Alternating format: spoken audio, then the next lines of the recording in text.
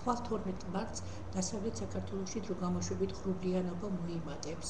უმეტეს რაიონში იქნება წვიმა, მთაში თოვლი, გურია, აჭარის, მთიანეთში ზვავს საშიშროება.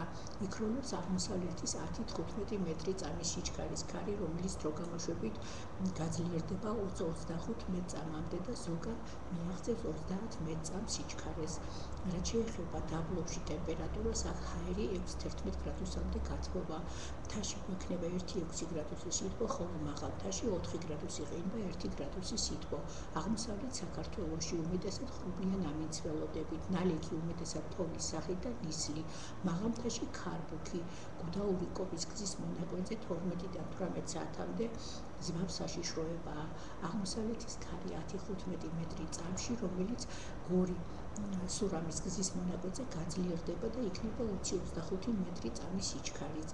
ტემპერატურა ბარში გვექნება 0-5 გრადუსი სითბო, მთაში -5 გრადუსი ყინვა, ხოლო მაღალ მთაში 3-8 გრადუსი ყინვა. თბილისშიც უმეტესად ღრუბლიან ამინცველოდებით იქნება თოვლი და ნისლი, სამხრეთ-აღმოსავლეთის ქარი 10-15 მეტრი წამის სიჩქარით და ტემპერატურა დღის განმავლობაში +4 გრადუსამდე მიაღწევს.